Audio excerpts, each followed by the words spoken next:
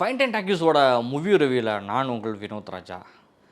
கலைஞரின் பராசக்தி ஒரு தமிழ் சினிமாவுடைய ஒரு பெரிய ட்ரெண்ட் செட்டர் படம் அப்படின்னே சொல்லலாம். சிவாஜி கணேசனை ஒரு மிகப்பெரிய நடிகராக மாற்றியதும் கலைஞரனுடைய அனல் தரிக்கப்பட்ட வசனங்களும் ஒரு பெரிய தாக்கத்தை சினிமாவில் ஏற்படுத்தினது. அந்த டைட்டிலை எடுத்து சுதா கோங்கரா ஏற்கனவே ஒரு இறுதி சுற்று, சூரரை போற்றுன்னு சொல்லி பெரிய ஹிட் படங்களை கொடுத்த ஒரு டைரக்டராக, ஒரு பெண் இயக்குனராக தமிழ் சினிமா இண்டஸ்ட்ரியில் ஒரு சக்ஸஸ்ஃபுல் இயக்குனராக வளம் வந்துட்டுருக்காங்க. மணிரத்னத்துடைய அசிஸ்டண்ட்டாக அவங்க இருந்த காலகட்டத்திலேயே சரி, அவங்க எந்த அளவுக்கு கதையிலையும் அந்த படத்துலையும் இன்வால்வ் ஆவாங்க அப்படிங்கிறத நிறைய அவருடைய அசிஸ்டன்ட் டைரக்டர்ஸ்லாம் பேசி நம்ம பார்த்துருப்போம். அவங்க ஒரு டைரக்டராக ஆனதுக்கப்புறம் அவங்க கொடுத்த சக்ஸஸ்லாம் அதுக்கு ஒரு பெரிய சான்று. அப்போ எதிர்பார்ப்பு அப்படிங்கிறது ஒரு பெரிய அளவில் அதிகரிச்சது. அப்போ இந்த படத்தினுடைய ஹீரோ யார் அப்படின்னு சொல்லி பார்த்தா சிவகார்த்திகேயனுக்கு இது 25வது படம் அப்படின்னே சொல்லலாம். அவருடைய அமரன் படம் எந்த அளவுக்குலாம் அவருடைய நடிப்பில் மெருகேறி சிவகார்த்திகேயன் யாருங்கிறத இண்டஸ்ட்ரிக்கு ப்ரூஃப் பண்ணதெல்லாம் நமக்கு தெரியும். ரவிமோகன் இந்த படத்தில் இன்னொரு ஆக்டராகவே இருந்திருக்காரு. ரவிமோகன் அப்படின்னு சொல்ல போனோம்னா ஜெயம் ரவி அவர் இருந்த காலகட்டங்களில் அவருடைய படங்கள் எல்லாமே நமக்கு தெரியும். அவர் பொன்னியின் செல்வனில் அவருடைய ஆக்டிங் கொஞ்சம் நல்லா மெருகேறி ஒரு அடுத்த கட்டத்துக்கு அவர் தன்னோட ட்ராவலை அமைச்சிக்கிட்டாருன்னே சொல்லலாம். அதனுடைய வரிசையில் இந்த படத்தில் அவர் ஒரு ஆக்டர். இன்னொரு பக்கம் அதர்வா, நடிகர் முரளி அவர்களுடைய மகன் அப்படிங்கிறதெல்லாம் கடந்து அதர்வாவும் தன்னுடைய காதல் நடிப்புகளை நல்லாவே சிறப்பாகவே பண்ணியிருந்த ஒரு நடிகர். இப்போ இந்த படத்தில் அவருக்கான ரோல் என்ன அப்படிங்கிறதெல்லாம் பார்க்கக்கூடிய ஒரு விஷயமாக தான் இருந்துச்சு. இத்தனை எதிர்பார்ப்புகளுக்கு மத்தியிலும் இன்றைக்கு ஜனவரி 10ஆம் தேதி இந்த சுதா கோங்கராவின் பராசக்தி வெளியானது. பராசக்தியோட முழுமையான விமர்சனத்தை பார்ப்போம் அப்படின்னு பார்த்தா ரொம்ப முக்கியமாகவே சொல்லலாங்க. அந்த படம் தொடங்கியதுலேருந்து சரி, ஃபஸ்ட் ஹாஃபில் இந்த படம் ரொம்ப ஒரு விறுவிறுப்பாக போயிருக்கா அப்படின்னு கேட்டால் மிகவும் தொய்வாக, மிகவும் நார்மலாகவே போயிட்டுருக்கக்கூடிய ஒரு சப்ஜெக்டாக தான் இருந்திருக்கு. ஒரு பள்ளி மாணவனாக சிவகார்த்திகேயனுடைய நடிப்பு அப்படின்னு சொல்லி பார்த்தோம்னா சிறப்பாகவே தான் இருந்துச்சு. அன்றைய காலகட்டங்கள் 1960 காலகட்டங்களில் இந்தி திணிப்பு அப்படிங்கிறது தமிழகத்தில் ஒரு மிகப்பெரிய புரட்சியாக வெடித்த போராட்டங்களில் 1964 பொள்ளாச்சியை கடந்த இந்த இந்தி திணிப்பு போராட்டத்தில் நிறைய பேர் சுட்டுக் கொல்லப்பட்டார்கள். இன்று வரை மொழிப்போர் தியாகிகள் தினமாகவும் கொண்டாடப்பட்டு இருக்குது. இல்லை அப்படி நம்ம சொல்லக்கூடாது, மொழிப்போர் தியாகிகளுடைய தினமாக அனுசரிக்கப்பட்டு இருக்குது.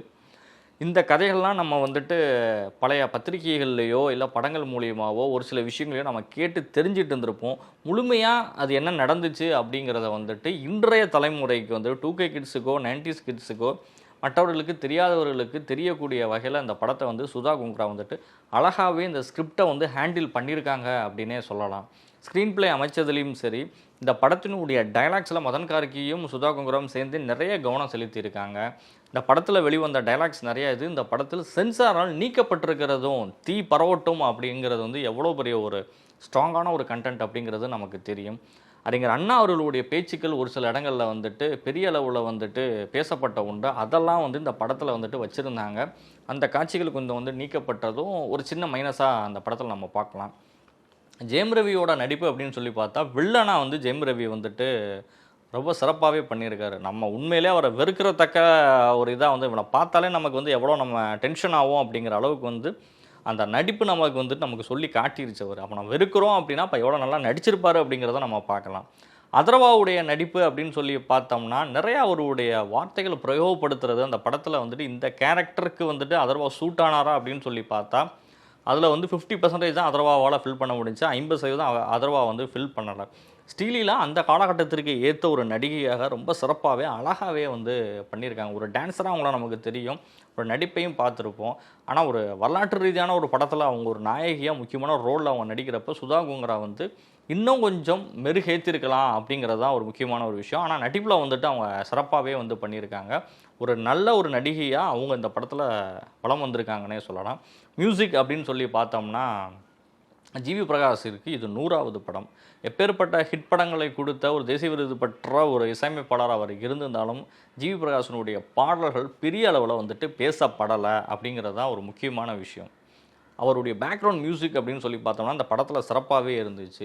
காட்சியினுடைய அமைப்பு அந்த 1960 காலகட்டங்களை நம்ம கொண்டு போகிறோம், பிளாக் அண்ட் ஒயிட் காலகட்டத்தை நம்ம கொண்டு போகிறோம் அப்படின்னா அப்போ எந்த அளவுக்கு அந்த காட்சி அமைப்புகள் இருக்கணுங்கிறத ரொம்ப தெளிவாகவே கேமராமேன் அழகாகவே படம் பிடிச்சி அந்த விஷயத்தில் பண்ணியிருக்காரு. எடிட்டிங் சைட் அப்படின்னு சொல்லி பார்த்தோம்னா நிறையா வசனங்கள் முற்றுப்பெறாமல் நிற்குது அப்படின்னே சொல்லலாம். டைலாக்ஸ் பேசப்படுற இடங்கத்தில் எடிட்டிங் வச்ச இடத்துல ஒரு சில குறைபாடுகள் இந்த படத்தில் வந்து நெகட்டிவாக சொல்லப்பட்டாலும் ஓரளவிற்கு அவங்க ஒரு 70 to 80% வந்து அதை சிறப்பாகவே தான் பண்ணியிருக்காங்கன்னே நம்ம சொல்லலாம். இந்த பிரச்சனையை வந்துட்டு கையாளக்கூடியது இந்த படத்தை நம்ம கொண்டு போய் மக்கள்கிட்ட சேர்க்கும் பொழுது அவர்கள் சந்திக்கக்கூடிய பிரச்சனைகள் ஒரு பெரிய அளவில் இருக்குது. அதில் சிறிய தவறுகள் இருந்தாலும் அது முற்றிலுமாக மக்கள்கிட்ட வந்து புறந்தள்ளப்படக்கூடிய படமாக தான் இருக்கும். ஆனால் பராசக்தியில் சுதா கோங்கரா ரொம்ப தெளிவாகவே அதை ஹேண்டில் பண்ணியிருக்காங்க. தமிழ், இது தமிழ்நாடு, இது தமிழர்கள் அப்படிங்கிற ஒரு விஷயம், ஹிந்தி எதற்கு இந்த மாநிலத்துக்கு அப்படிங்கிறது ஒரு பெரிய அளவில் நடந்த ஒரு போராட்டம் வந்துட்டு மையக்கருவாக வச்சுருந்தாலும் அதை கொண்டு போய் சேர்த்த இடம் காட்சி அமைப்புகளில் வந்துட்டு செகண்ட் பார்ட்டில் வந்துட்டு ஒரு பெரிய போராட்ட களத்தை வந்துட்டு ரொம்ப அழகாக காட்சிப்படுத்தி நம்மிடையே வந்து கொண்டு வந்து சேர்த்ததில் வந்து சுதா கோங்கரா ஜெயிச்சிட்டாங்க அப்படிங்கிறத நம்ம சொல்கிறோம். சுதா கோங்கராவுடைய கிளைமேக்ஸ் எப்படி இருக்குங்கிறது நமக்கு தெரியும். அந்த விஷயத்த சுதா கோங்கரா வந்துட்டு தெளிவாகவே தான் முடிச்சிருக்காங்க அந்த படத்தை. ஏன்னா மைனஸும் ஒரு சில நிறைய இடங்களில் சொல்லிட்டு இந்த படத்தோட ப்ளஸ்ஸை மட்டுமே நம்ம அதிகமாக பேசிகிட்டு இருக்கோம் அப்படின்னு சொன்னால் உண்மைதாங்க. இந்த படத்தில் அவர் தேர்ந்தெடுத்த நடிகர்கள் தங்களுடைய நடிப்பை வந்துட்டு ரொம்ப ஆழமாகவே தான் பண்ணியிருக்காங்க. அதில் அவளுடைய தொய்வுங்கிறதெல்லாம் எங்கேயுமே வந்துட்டு கிடையாது. எல்லாருமே நல்லாவே சிறப்பாகவே தான் பண்ணிட்டாங்க. ஆனால் அந்த படத்தில் வந்துட்டு காதல் காட்சிகள் வந்த இடங்கள் தான் வந்துட்டு பெரிய அளவில் ரசிகர்களால் வந்து ரசிக்கப்படலை அப்படிங்கிறது ஒரு உண்மையான ஒரு விஷயமாக தான் இருந்திருக்குது. போராட்டகால காட்சிகளை மட்டும் சிறப்பாகவே அவங்களால அமைச்ச முடிந்த இடத்துல வந்து காதல் காட்சிகள் தேவையற்றதாகவே இந்த படத்தில் வந்துட்டு இருந்தது தான். பேக்ரவுண்ட் மியூசிக் வந்துட்டு நாம் அந்த படத்தை பார்க்கக்கூடிய ஃபஸ்ட் ஹாஃப்லேயும் செகண்ட் ஹாஃப்லேயும் சரி எந்த இடத்துல இந்த மியூசிக் நம்மளை வந்துட்டு உள்ளே இழுத்து கொண்டு வருது அப்படிங்கிற விஷயத்தில் வந்து ஜிவி பிரகாஷ் வந்து சிறப்பாகவே பண்ணியிருக்காரு. அது பக்காவாகவே அந்த படத்தில் வந்துட்டு அமைஞ்சிருக்குன்னே சொல்லலாம். ஸ்க்ரீன் பிளேவும் சரி, கதை நகர்ந்த விஷயத்துலையும் சரி அவங்க நல்லாவே பண்ணியிருக்காங்க. ஒரு சில இடங்கள்லாம் ஏற்பட்ட தொய்வு தான் வந்துட்டு ஒரு சிலரால் வந்துட்டு விமர்சிக்கப்பட்ட ஒரு விஷயமாகவே இருக்குது. முதல் ஹாஃப் வந்துட்டு ரொம்ப ஸ்லோ, செகண்ட் ஹாஃபுடைய போராட்டக்களம் வந்து நீளமாக போயிட்டு இருக்குது, பெரிய அளவில் சொல்லியிருக்காங்க. அப்படிங்கிறனாலும் இந்த படம் 3 மணி நேரத்திற்கு எடுக்கப்பட்ட ஒரு படமாக இருந்தாலும் நம்ம தேட்டரில் உட்காந்து பார்த்துட்டு இருந்தாலும் நம்மளை வந்துட்டு முழுமையாக அந்த தேட்டரில் அந்த படம் வந்துட்டு கவனிக்கத்தக்க ஒரு படம் தான். போர் அப்படின்னு சொல்லிட்டு நம்மளாலாம் வெளியில் போக முடியாது. ஒரு மிகச்சிறப்பான படம் அப்படிங்கிற ஒரு உச்சபட்சத்தில் கொண்டு போய் படத்திற்கு நம்மளால் கொடுக்க முடியாது. ஆனாலும் ஓரளவுக்கு அந்த படத்தோட இதை வந்து ஃபில் பண்ணிட்டாங்கன்னே சொல்லலாம். டைரக்ஷனும் சரி, நடிப்பிலும் சரி. சிவகார்த்திகேயனுக்கு உடைய தமிழ் சினிமா கரியரில் ஒரு பெரிய மைல்கல்லாக தான் அந்த படம் இருக்குன்னே சொல்லலாம். ரவிமோகனுடைய ஆக்டிங்லேயும் சரி வந்துட்டு சிறப்பாகவே அவருக்கும் அடுத்த ஒரு ஸ்டேஜை கொடுத்துருக்கு. ஸ்ரீலீலாவுக்கும் சரி, அதர்வாவுக்கு கிடைத்த ஒரு மிகப்பெரிய வாய்ப்பு தமிழ் சினிமாவில் இந்த படம் அப்படின்னு சொன்னால் நிச்சயமாக இருக்குங்கிற. ஹிந்தி அப்படிங்கிற விஷயம் வந்துட்டு ஏன் வந்து இந்த மண்ணால் வந்து புறக்கணிக்கப்பட்டது அப்படிங்கிறத வந்துட்டு ரொம்ப தெளிவாகவே வந்துட்டு எடுத்து சொல்லியிருக்காங்க. அந்த போராட்ட களங்கள் இருக்குல்ல, அந்த இடங்களும் அந்த மாணவர்களுடைய போராட்டமும் மாணவர்களுடைய எழுச்சியும் வந்துட்டு அழகாக சினிமாவாக சொல்லும் பொழுது அதை ரொம்ப சிறப்பாகவே சொல்லியிருக்காங்க. ஆனால் ஒரு சில விமர்சனங்கள் வந்துட்டு தான் இருக்குது. இங்கே தமிழ் வாழுன்னு சொல்லிட்டு அந்த படம் தெலுங்குலையோ மலையாளத்திலையோ மலையாளம் வாழுக தெலுங்கு வாழுகன்னு சொன்னது ஒரு கமர்ஷியல் பிக்சர் ரைட் அப்படிங்கிற விஷயத்தில் வந்து ஒரு கமர்ஷியலாக கொண்டு போகப்பட்டது அப்படிங்கிற பிரச்சனை கண்டிப்பாக வரதான் செய்யும். அதுவும் முன்வைக்கப்பட்டிருக்கு. இந்த படத்தை வந்துட்டு டான் பிக்சர்ஸ் வந்து தயாரிச்சிருந்தாங்க. ஆகாஷ் பாஸ்கரன் தான் அந்த படத்தோட ப்ரொடியூசர். பெரிய பட்ஜெட் படமாக தான் அந்த படத்தை வந்து எடுத்திருக்காங்க அப்படிங்கிறது தான் ஒரு உண்மையான விஷயம். பெரிய அளவில் ப்ரொமோஷன்ஸும் இருந்தது இந்த காலகட்டத்திற்கு இந்த படத்தை கொண்டு போய் சேர்க்கறதுக்கு. இந்த படத்தினுடைய கதை வந்து இதுதான் அப்படின்னு சொல்லியாச்சு. ஒவ்வொரு காட்சி அமைப்பையும் நான் உங்களுக்கு ரொம்ப தெளிவாக எக்ஸ்பிளைன் பண்ணிட்டேன் அப்படின்னா படம் போய் பார்க்குறவங்களுக்கு அந்த சுவாரஸ்யம் இல்லாமே போயிடும். ரிவ்யூ அப்படிங்கிறதுனால நம்ம எல்லா விஷயத்தையும் நம்ம கேட்டு தெரிஞ்சுக்கிட்டு போய் பார்த்துட்டு இருந்தாலும் அந்த ஒரு இன்ட்ரெஸ்ட் இருக்காது கண்டிப்பாக. இதுக்கு மீறி நான் படத்தில் வந்துட்டு உங்களுக்கு பெருசாக கதைக்கு உள்ளாந்து யார் யார் என்னென்ன கேரக்டர் எப்படிலாம் பண்ணியிருக்காங்கிறத நான் உங்களுக்கு விளக்கணும்னா அது நல்லாவும் இருக்காது. அறிஞர் அண்ணா பேசிய அந்த ஒரு முக்கியமான அவசரம் இந்த படத்தில் வந்து நீக்கப்பட்டது ஒரு மைனஸான பாயிண்ட் அப்படிங்கிறதாக தான் வந்துட்டு பார்க்கப்படுகிறது.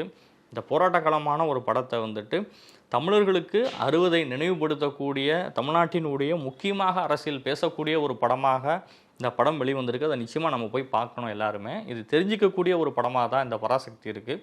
சுதா கோங்கராவுடைய கரியரில் அடுத்த ஒரு மைல்கல்லை அவர் எட்டியிருக்கிறார் இந்த பராசக்தி மூலமாக அப்படின்னு சொன்னால் அது மிகையாகாது.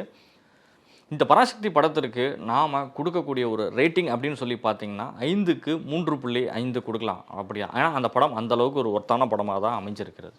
வேறு படம் எதுவும் ரிலீஸும் ஆகலைங்கிறதும் விஷயம் தான். ஜனநாயகன் ஏற்கனவே பல பிரச்சனைகளை சந்திச்சுட்டு இருக்கு.